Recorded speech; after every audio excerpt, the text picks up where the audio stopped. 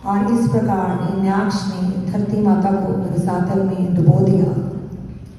ओम नमो भगवते वासुदेवाय। ओम नमो भगवते वासुदेवाय। ओम नमो भगवते वासुदेवाय।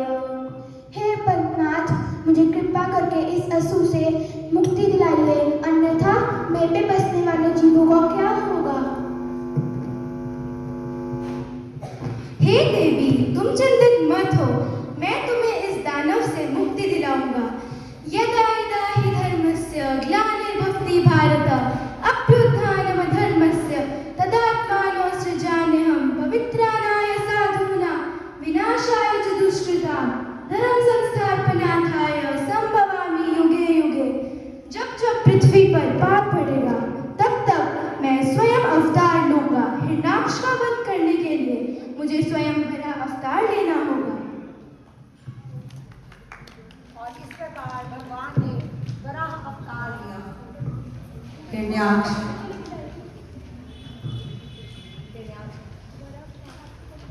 हा हा हा हा, तुम्हें अब मुझसे कोई नहीं बचा सकता, मैं तुम्हारा विनाश कर दूंगा। मेरी प्रार्थना सुन लीजिए। ओम नमो भगवते वासुदेवाय। ओम नमो भगवते वासुदेवाय। ओम नमो भगवते वासुदेवाय। हे विष्णु, मेरी प्रार्थना सुन लीजिए। हे विष्णु, मेरी प्रार्थना सुन लीजिए। ओम नमो भगवते वासुदेवाय। छोड़ूंगा। ओम नमो भगवते वासुदेवाय। ओम नमो भगवते वासुदेवाय। कहाँ धरती, कहाँ है? ओम नमो भगवते वासुदेवाय।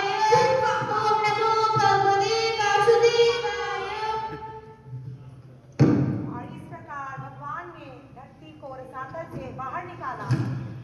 अरे जंगली पशु, तुम धरती को लेके कहाँ जा रहे हो? मूर्ख पशु, तुम इस धरती को लेके नहीं जा सकते। ब्रह्मा जी ने ये धरती हमें दी है।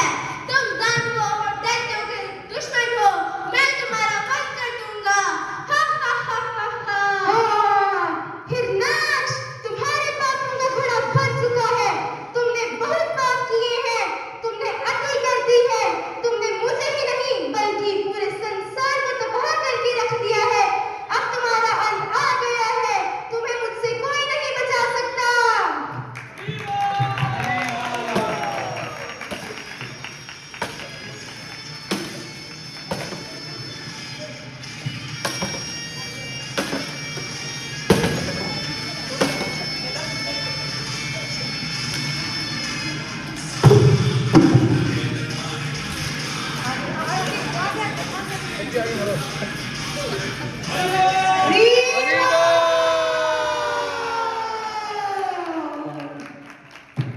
और इस तरह वराह भगवान ने हिरण्याक्ष का वध किया, पृथ्वी की रक्षा करके उसको अपने कक्ष में स्थापित किया और संसार में धर्म का फिर से प्रचार किया।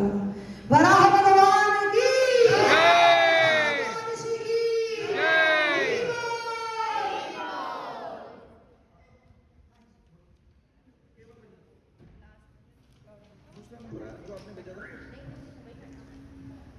वसति दशं शिखरे वरनीता वरग्ना शिशिनिकले काले रनिभग्ना केशवधृता सुकररूपा जय जगदीश हरे जय जगदीश हरे केशवधृता सुकररूपा जय जगदीश हरे जय जगदीश हरे। बोलिए वराह भगवान की।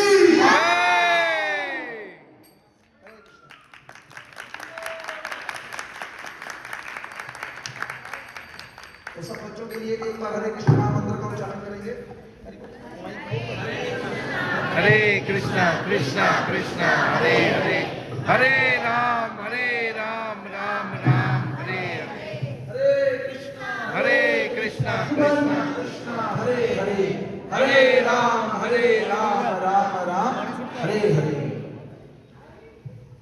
तो अभी कुछ लोगों ने ध्यान से देखा होगा, कुछ ने नहीं देखा होगा, और कुछ लोगों को ध्यान से देखने पर भी कुछ समय नहीं लगा होगा। उसका कारण क्या है कि हमें स्टोरी नहीं मालूम। अब जिन लोगों को स्टोरी मालूम है ना, उनके लिए कोई मुश्किल काम नहीं था। तो स्टोरी क्या है, तो वही हम अब थोड़ी देर में चर्चा करेंगे। सब लोग थोड़ा थोड़ा आगे आ सकते हैं। प्रभु जी लोग थोड़ा थोड़ा आगे आ जाइए, माता जी लोग भी थोड़ा थोड़ा आगे हो सकते हैं। मौसम ठीक ही, अभी इतनी गर्मी नहीं है, एसिडिक हो सकती है, थोड़ा थोड़ा आगे आ जाइए। खास करके जो जगह आपके बीच में है उसे कवर कर सकते हैं। तो बेसिकली ये भगवान की लीला ही थी। जो भी होता है ना, भगवान लीला के स्वरूप ही करते हैं। और मैंने उसका कारण बताया कि हम लोगों का उद्धार करने के लिए। वैसे तो इसमें मैं जितनी मर्जी बैकग्राउंड में जा सकता हूं, लेकिन चलो जहां से अब मन कर रहा है वहां से चलते हैं पीछे थोड़ा। तो ये घटना है बेसिकली, एक बार देवताओं के समाज में या ऋषियों के समाज में ऐसी भावना चली कि देखें ब्रह्मा विष्णु महेश में से सबसे बड़ा देवता कौन सा है। तो कौन हिम्मत करे चेक करने की। शिव जी से तो पंगा लेना अपनी मौत को बुलाने के बराबर है। तब उन सब लोगों ने भृगु ऋषि को, किसको? भृगु ऋषि को। अगर आप भगवत गीता पढ़े हैं तो भगवत गीता के ऐश्वर्य वाले अध्याय में आता है ऋषियों में मैं भृगु हूं। तो भृगु ऋषि को ये बोला गया कि आप पता लगाइए। कहते कोई बात नहीं, चलो मैं ले लेता हूं ये जिम्मेदारी। तो वो सबसे पहले ब्रह्मा जी के पास गए, उनके पिताजी हैं। तो आगे जब भृगु ऋषि अपने पिताजी के पास जाते थे तो प्रणाम करते थे। इस बार उन्होंने क्या किया, जब वो ब्रह्म लोक में गए, सभा लगी थी, ब्रह्मा जी बैठे थे, तो उन्होंने कोई प्रणाम नहीं किया, कुछ नहीं बोले, जाकर केवल और केवल अपनी सीट पर एक बैठ गए। पिताजी ने देखा कि बड़ा अव्वल दर्जे का मूर्ख बच्चा पैदा किया मैंने। पहले तो इसको अकल थी, अब बड़ा अहंकारी हो गया है, प्रणाम भी नहीं करता आगे। हालांकि भृगु ऋषि ने केवल और केवल जो अपमान किया था अपने पिता का, वो मानसिक रूप से किया था। बोले कुछ नहीं थे, कोई एक्टिविटी नहीं की। इसे कहते हैं मन से अपमान करना। आप लोगों को शिक्षा तो नहीं है ये, लेकिन कभी किसी को कष्ट देना हो, आपको लगे कि किसी व्यक्ति को तड़पाना है, तो उसका एक बड़ा सरल सा तरीका बताया गया है कि 6 महीने तक उस व्यक्ति को जहां भी देखो उसे प्रणाम करो, उसे झुककर प्रणाम करो, उसका हालचाल पूछो, बड़े प्यार से उससे बात करो, ऐसे बताओ जैसे आप उसके गुलाम हो। और 6 महीने के बाद एकदम से उसे बुलाना छोड़ो। वो बंदा अपने मन में ही सोच सोच कर मर जाएगा कि यार मेरे को गलती की हुई। तो ये मानसिक जो वेदना है ना, ये बड़ी तड़पाती है व्यक्ति को। आप देखिएगा कि कोई व्यक्ति, हम जैसे मान लो भग्गा जी, ठीक है, वो 3 हफ्ते लगातार क्लास में आए और फिर गैप हो जाए, तो मेरे जैसा व्यक्ति सोच गई, यार मैं तो भग्गा जी ने कुछ किया नहीं, मैं तो भग्गा जी ने कुछ किया नहीं, आंधे क्यों नहीं, आंधे क्यों नहीं, लगता है मेरे को कोई गलती होगी, लगता है मेरे को कोई गलती होगी। मतलब सोच के मर जाता है। तो जब उन्होंने देखा इसने, भृगु ऋषि ने, कि पिताजी को गुस्सा आ रहा है, आंखें लाल हो जाती हैं। गुस्से वाले को पहचानना कोई बड़ी बात नहीं है, चेहरे पे आ जाता है। लोग कहते हैं ना कि तनु क्यों पता लगा मैं गुस्से से, लोगों का चेहरा बताता है कि वो गुस्से में। मानसिक जो अंदर की सोच होती है वो चेहरे पर नजर आती है, इसीलिए कहते हैं face is the index of mind.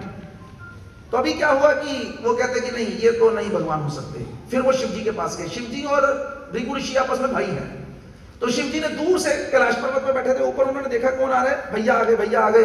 Parvati को बोला कि भैया आ रहे हैं, भैया आ रहे हैं, आरती की प्लेट लगाओ, भैया की आरती करेंगे, उन्हें जफी डालेंगे। आमतौर पर ये आलिंगन करना एक स्वभाव है और मिलना भी चाहिए। ऐसे जो प्रेम का आदान प्रदान है वो इसी प्रकार से होता है। तो जैसे ही गेट तक पहुंचे तो भृगु ऋषि से मिलने के लिए शिव जी भगवान आगे आकर जफी डालने लगे उन्हें। तो भृगु ऋषि दूर से ही कहते हैं पीछे, आलिंगन करेगा।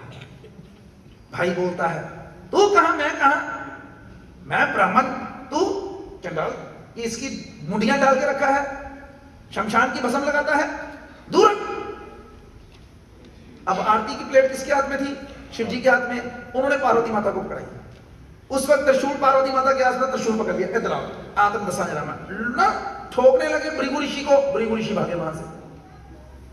पार्वती माता ने पैर पकड़े कि भाई है, भाई भाई। कहते इस भाई को तो मैं अभी बताता हूं कि मैं क्या हूं। तो दूर दूर जाते जाते भृगु ऋषि थैंक यू करने लगे, ये थैंक यू भाभी जी, आपने बचा लिया आज, नहीं तो हम तो गए थे इस टेस्टिंग पीरियड में हमारे राम नाम सत्य हो जाता। तो यहां पर उन्होंने अपराध जो किया दो प्रकार से किया। पहले में मानसिक किया था, यहां पर मानसिक और वाचिक बोला भी। अब वो तीसरे टेस्ट की तरफ आगे बढ़े जहां पर उन्हें कहां जाना था, विष्णु के पास। तो अभी जब विष्णु के पास गए तो 7 ड्योढ़ियां पार करके जब वो भगवान विष्णु के उसमें कक्ष में पहुंचे तो क्या हुआ, वहां पर आप देखते हैं विष्णु भगवान हमें सिखाते हैं अपने आचरण, प्रभु जी मेरे सिखाए आराम से सोवो, क्या हमें पंगे में पड़े हो, क्या पहले काम में लगे हो, सोते रहते हैं। जाते ही भृगु ऋषि ने आप देखा ना था एक झन्नाटेदार लात जो है वो विष्णु की छाती पर दे मारी। लक्ष्मी पास में बैठी है, ये दृश्य देखकर लक्ष्मी माता को बड़ा क्रोध आया। उन्होंने उसी वक्त श्राप दे दिया, मन ही मन, कि ब्राह्मणों के पास ना कभी नहीं रहूंगी। इसीलिए आप देखिए कि ब्राह्मणों के पास लक्ष्मी नहीं होती थी।